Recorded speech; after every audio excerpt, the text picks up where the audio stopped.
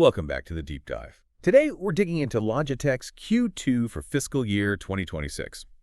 We've got the shareholder letter, the financials, the whole picture. Yeah, and the goal here isn't just, reading out numbers. We want to break down how Logitech navigated this tricky global scene. Right. And not just survive, but actually seem to thrive. Exactly. It's the story of resilience, really strong profitability. And it comes down to balancing two things that seem kind of contradictory. Which are? Aggressive cost control on one hand, it's like really disciplined, and on the other, this big strategic push, playing offense with premium tech. Okay, yeah, that is a balancing act. Yeah. Right. Because the headline numbers, the sales growth, it's solid, but maybe not earth-shattering. Right. Net sales were $1.19 billion. That's up 6% in U.S. dollars. And 4% in constant currency year over year. Healthy. Healthy, yes. But, like you said, if you stop there, you miss the real headline. Which is the profitability story. That's the core of it, how they turned that steady growth into, frankly, astonishing profit. So let's get into that. The non-GAAP operating income. It soared. $230 million. That's up 19% compared to last year. 19% operating profit growth on just 4% constant currency sales growth. Wow. That gap right there tells you so much about how well they're running things internally. Operational excellence, basically. And maybe just quickly for anyone listening, remind us what non-GAAP operating income really shows. Sure. It's basically the profit from their main business operations, selling keyboards, mice, webcams, all that stuff. It strips out unusual items, maybe some acquisition costs, things that aren't part of the regular day-to-day. So it's the core engine's health. Exactly. And that engine is running really well, a 5-year high for a second quarter, actually. And that strong profit flow down, right? Non-GAAP EPS. Yep. Diluted earnings per share, non-GAAP, hit $1.45. That's up 21%. They're definitely cracking the code on profitability. And a big piece of that puzzle is gross margin, isn't it? How did they hold up there? They did really well. Non-GAAP gross margin was 43.8%. Okay. And how does that compare? It's actually down just a tiny bit year over year, about 30 basis points. Which sounds negligible almost, especially considering. What were the headwinds again? Well, you had tariffs, supply chain issues still lingering, plus they were running some strategic promotions, things that normally push margins down. So holding it almost flat is actually a win. How'd they manage that? What was the counterbalance? The shareholder letter talks about this tension. They offset those pressures mainly through two things. Really tight product cost reductions. Like negotiating better component prices. Yeah. Optimizing the bill of materials, supply chain tweaks, and also some strategic price increases they took in the U.S. market. So active management, not just luck. Definitely not luck. It's that operational discipline showing up again. And that discipline you mentioned earlier was aggressive on the cost side. Where did we see the biggest cuts in operating expenses? It was really targeted. Overall, non-GAAP operating expenses went down 3% year over year, which is good in itself. Okay. But the standout was general and administrative expenses. Yeah. G&A. The back office stuff. Exactly. They made a very purposeful cut there, down 12% year over year. That's a big number. 12% on G&A. That's significant.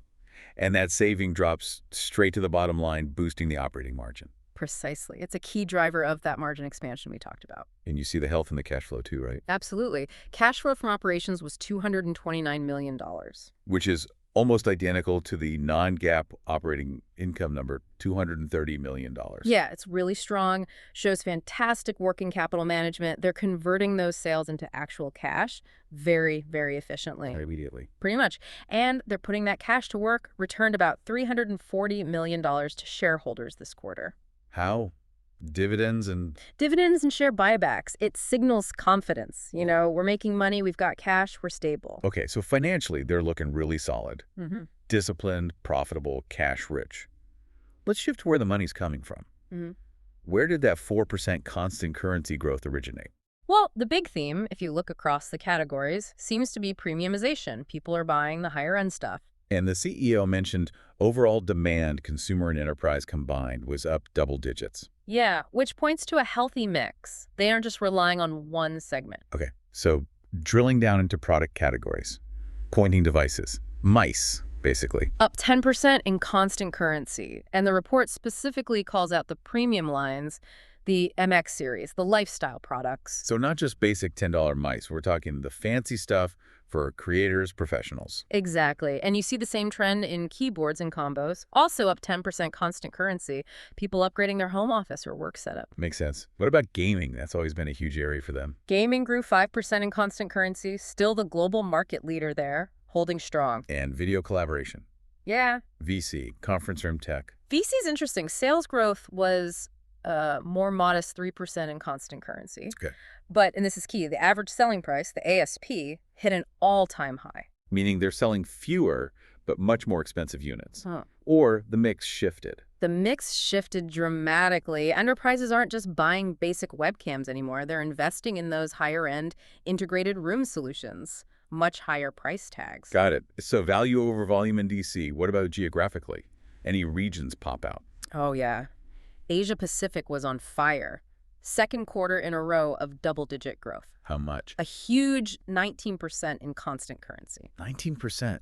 Why such strong growth there? They partly credit their China for China strategy. Developing products specifically for the Chinese market rather than just selling the global lineup seems to be paying off. Interesting localization strategy, but it wasn't all smooth sailing everywhere, was it? The Americas. Right, the Americas saw a bit of a dip. Sales down 4% in constant currency. And what was the reason given for that? It ties back to those price increases we mentioned earlier, the ones to offset tariffs.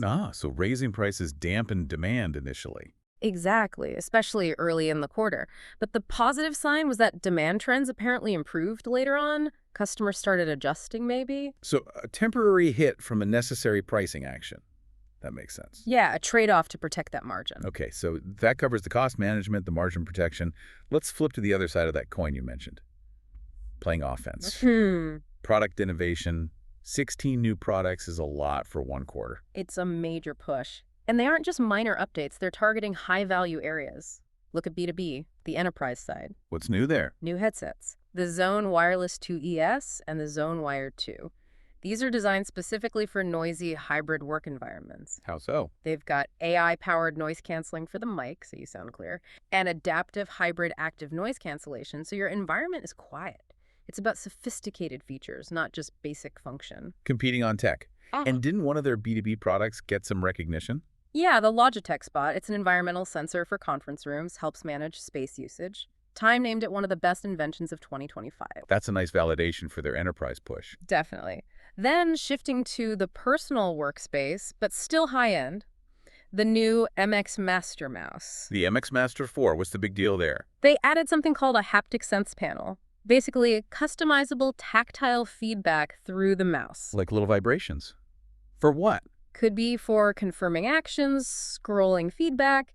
It's aimed at those power users, creators, coders who want super fine-tuned, personalized tools.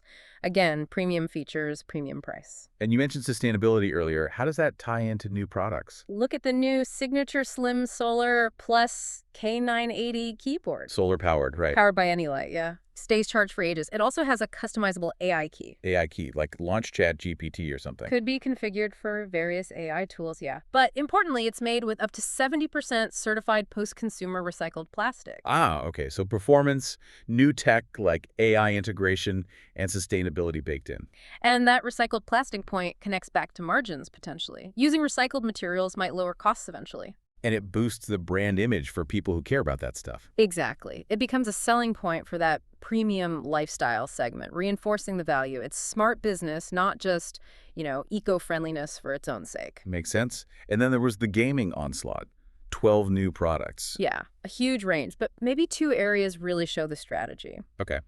First, the super high-end esports gear, like the Pro X Super Light 2C mouse. It weighs only 51 grams. 51 grams. That's incredibly light. Aimed at pros, obviously. Pure performance, high margin. Second, they made a serious play in sim racing. The driving wheels and pedals. Exactly. A new RS50 direct drive wheelbase with their True Force feedback tech, plus a partnership with McLaren for a premium collection. Sim racing gear is not cheap. That's a very dedicated, high-spending niche. Pure high-end market focus. And don't forget that regional aspect again. The China-specific product. Yeah, the G316 X8K customizable gaming keyboard, developed just for China, showing that China for China strategy applies even to their core gaming market, feeds right into that 19% 8-pack growth. Okay, it's a really coherent strategy across the board. Premium focus, regional tailoring, and that brings us back to sustainability as a core pillar. Yes, and they put numbers on it, which is important. What were the key metrics? On circularity, using recycled materials, 78% of all their products now include recycled plastic. That's a big operational achievement. 78%. That's substantial. And carbon footprint. Making progress there, too. Scope 1 and 2 emissions, the direct ones from their operations, cut by 53% against their baseline. Okay, that's significant. What about Scope 3? The supply chain emissions, which are usually the hardest part for hardware companies. Down 13% against baseline. It shows they're influencing their suppliers, pushing sustainability down the value chain. And they're investing in future tech, too. Yeah, through initiatives like their Future Positive Technology Challenge. They're backing things like recyclable circuit boards, rechargeable paper batteries, trying to foster breakthrough innovations. And this commitment gets noticed externally. Seems so. Newsweek named them one of the world's greenest companies for 2025. It all reinforces that premium brand image, performance, and values. Right. Justifies the price point for certain consumers. Okay, let's wrap this up with the outlook. What are they expecting for Q3? That includes the big holiday season. They're guiding pretty strongly, though they're still, cautious about the overall economy. What are the numbers? For Q3 sales, they're projecting between $1.375 billion and $1.415 billion. Which is what kind of growth? Translates to about 3% to 6% growth in U.S. dollars, so continued steady growth. And crucially, what about the profit outlook? Are they keeping those high margins? That's the plan. Non-GAAP operating income is expected between $270 million and $290 million. So still very strong profitability implied there. Yeah, the guidance suggests they believe they can keep executing the strategy, balancing that cost discipline with the premium product push. Okay, so let's try to synthesize this whole deep dive then. Logitech seems to be a masterclass in execution right now. I think that's fair. Solid top-line growth, that 4% constant currency. But turning that into really spectacular profitability, 19% operating income growth. Achieved through that combination. Really tight cost control, especially that big 12% cut in G&A. Combined with playing offense, launching all those new sophisticated high-margin products in B2B and premium gaming, 16 of them. Yeah. They're walking that tightrope you mentioned, playing offense while managing costs very, very carefully. But that tightrope walk leads us to maybe a final thought for you, the listener, to consider. Exactly. We saw that really aggressive 12% cut in G&A this quarter. It helped drive profits, no doubt. Right. But how sustainable is that? Can they keep cutting back on the internal operational side, the administrative fat, perhaps? While simultaneously needing to invest heavily in R&D, marketing, and launching these complex premium products like the MX Master 4 or that high-end RS50 sim racing gear. Is there a risk that cutting too deep internally could eventually hamper their ability to innovate and execute on that premium strategy long-term? What happens if the G&A cuts start hitting muscle, not just fat? It's a delicate balance. Definitely something to watch. What are the potential long-term risks if this intense focus on cost efficiency starts to strain the very infrastructure needed for that high-level innovation, especially as they head into their biggest quarter of the year? A great question to ponder. That's all for this deep dive.